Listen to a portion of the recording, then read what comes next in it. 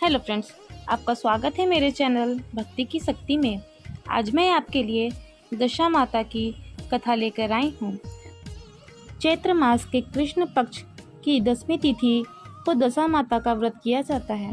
मान्यता के अनुसार इस दिन दशा माता की पूजा से घर परिवार में सुख समृद्धि बनी रहती है और परेशानियाँ खत्म होती हैं। दशा माता कोई और नहीं, माँ पार्वती का ही रूप है। इस दिन वृक्षों की त्रिवेणी, पीपल, नीम और बरगद का भी पूजा करने का विधान है। इस व्रत को रखने वालों को दशा माता की कथा अवश्य पढ़नी या सुननी चाहिए। एक गांव में एक बूढ़ी औरत रहती थी। उसके एक बेटा था। वह अपने बहू और बेटे के साथ रहती थी। सास बहू दोनों एक जैसी थी। उनको भगवान में जरा भी आस्था नहीं थी, ना धर्म कर्म के कार्य में कोई रुचि थी। वे दोनों पूजा पाठ से कोसों दूर थीं। एक दिन बहू खाना बनाने रसोई में गई तो देखी चूल्हे में आग नहीं थी। ये बात बहू अपनी सास को बताई तो सास ने बहू से कहा, जाओ किसी के घर से आग ले आओ और भोजन बनाओ। बहू हाथ में कंडे लेकर गांव में आग मांगने गई। उस दिन गांव में दशा माता की पूजा थी। सभी का उपवास था, इस कारण उसे आग नहीं मिली। औरतों ने व्यंग पूर्वक उससे कहा कि तुम सास बहू भी खूब हो। हर कोई सुबह सुबह भगवान का नाम लेता है और तुम लोग सुबह सुबह खाने में लग जाते हो। सवेरा हुआ नहीं कि आ गए आग लेने। आज पूजा किए बिना कोई आग नहीं देने वाला। तब बहू शर्मिंदा और क्रोधित होते हुए अपने घर लौट आई। उसने सास से कहा, सुबह सवेरे कोई आग नहीं देता, जब कोई आग देगा तो ले आऊंगी। पड़ोसन की बातें बहू को चुभ गई थी। वह शाम होने पर पड़ोसन के पास जाकर बोली, मेरी सास तो दशा माता का डोरा नहीं लेती, परंतु अगली बार जब तुम डोरा लेना तो मुझे भी बताना, मैं भी डोरा लूँगी। मुझे पूजन की विधि भी बता देना। पड़ोसन बोली, ठीक है, तुम डोरा लेना चाहती हो तो बता दूंगी। दूसरी बार जब पड़ोसन डोरा लेने लगी तो बहू को भी बताई। बहू ने सास को बिना बताए दशा माता का डोरा ले ली। बहू ने दशा माता की पूजा अर्चना शुरू कर दी। 9 दिन वह किसी न किसी बहाने से पड़ोसन के घर जाकर कथा सुनती रही, परंतु 10वें दिन उसे चिंता सताने लगी कि अब वह पूजा कैसे करेगी। अगर सास घर पे रही तो वह पूजा नहीं कर पाएगी। वह मन ही मन दशा माता का ध्यान करके सोचने लगी कि आज सास कहीं बाहर चली जाए तो वह शांतिपूर्वक पूजा कर लेगी। दशा माता ने बहू के मन की बात सुन ली। तभी दशा माता की कृपा से सास ने बहू से कहा, बहू मैं आज खेतों पर जा रही हूँ। आज खेतों में बहुत काम है। यदि मुझे आने में देर हो जाए तो तुम मेरे लिए खेत पर खाना ले आना। बहू के मन की बात पूरी हो गई। वह तो यही चाहती थी। उसने अपनी सास से कहा, आप निश्चिंत होकर जाइए, घर का सारा काम मैं निपटा लूँगी। सास के जाते ही बहू ने सर से स्नान किया और विधि पूर्वक दशा माता की पूजा की। पूजा के बाद पूजा की सामग्री वह मिट्टी के गोले में रखकर उसे तालाब में सिराने जा रही थी। तभी सास घर वापस आ गई। बहू को जब गोले को छुपाने की जगह नहीं मिली तो उसने उस गोले को छाछ की मटकी में छुपा दिया। बहू सोची, जब सास दोबारा घर से बाहर जाएंगी तो गोला छाछ से निकालकर सिराऊंगी। सास खेतों से बहुत गुस्से में आई।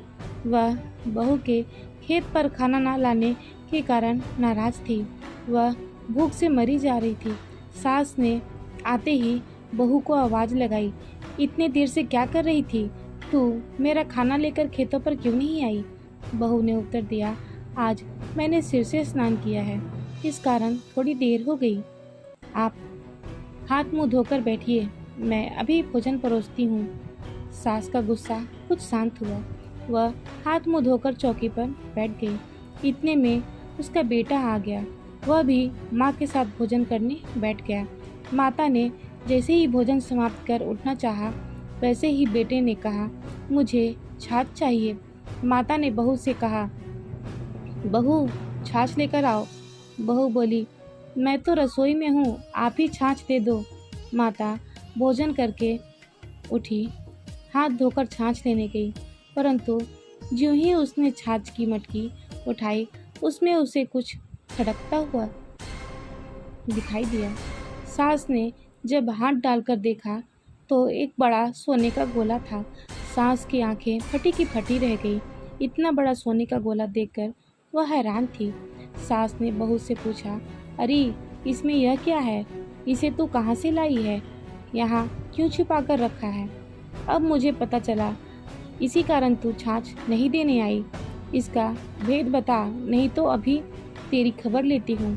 बहू डर गई, सोचने लगी, क्या हो गया माँ जी, क्यों चिल्ला रही हैं?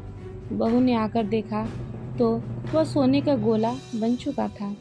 बहू बोली, मैं क्या जानूं, मेरी दशा माता जाने। मैंने आपसे छुपाकर दशा माता का कंडा लिया था, चोरी से पूजा की थी। मैं कंडा सिलाने जा ही रही थी, तभी आप आ गईं। तब मैंने उसे छाछ की मटकी में छुपा दिया था।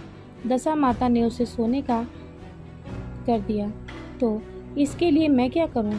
सास ने बहू को गले से लगाते हुए कहा, अब मैं भी तेरे साथ कंडा लिया करूंगी और विधिवत व्रत और पूजन किया करूंगी। तो हे दशा माता, जैसे आपने इन्हें दिया वैसे ही अपने सब भक्तों को देना। बोलो दशा माता की जय। दशा माता के व्रत की पूजा विधि। यह व्रत चैत्र माह के कृष्ण पक्ष की 10वीं तिथि को किया जाता है। सुहागन महिलाएं अपने घर की दुर्दशा सुधारने के लिए व्रत करती हैं।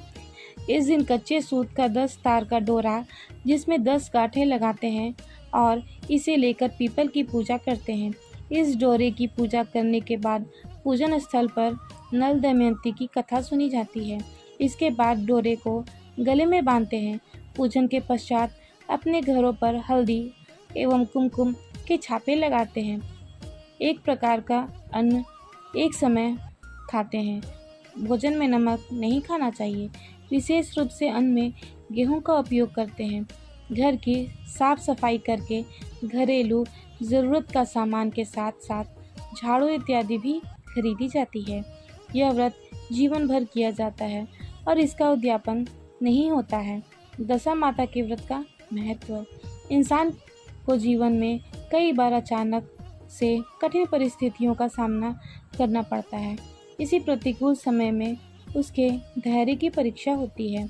कई प्रयासों के बाद व्यक्ति कठिन परिस्थितियों से ना उबर पाए और लंबे समय तक समस्या बरकरार रहे, तो अंत में वह ऐश्वर्य शक्ति के आगे गुहार लगाता है। ऐसे ही संकटों से उबारने वाला है दशा माता का व्रत। जीवन की दिशा को सही करने की कामना से चैत्र माह के कृष्ण पक्ष की 10वीं के दिन दशा माता का व्रत किया जाता है। इस व्रत को जो व्यक्ति भक्ति भाव से करता है, उसके घर से दुख और दरिद्रता दूर हो जाती है। दशा माता का व्रत करने से जीवन से जुड़ी दुख और समस्याएं दूर हो जाती हैं। जो व्यक्ति दशा माता का व्रत करता है, उसके सारे दुख दूर हो जाते हैं। व्यक्ति को किसी चीज़ की कोई परेशानी नहीं रहती। उसका घर धन धान्य से भर जाता है। जय हो दशा माता की। अगर आपको मेरी ये वीडियो अच्छी लगी हो तो वीडियो को लाइक करें और ज़्यादा से ज़्यादा शेयर करें। और यदि आप मेरे चैनल पर नए हैं और अभी तक आपने मेरे चैनल को सब्सक्राइब नहीं किया है तो प्लीज़ सब्सक्राइब कर लें और बेल आइकन पर प्रेस कर दें, ताकि मेरे नए आने वाली वीडियो की नोटिफिकेशन आपको मिलती रहे। वीडियो में अंत तक बने रहने के लिए आपका धन्यवाद।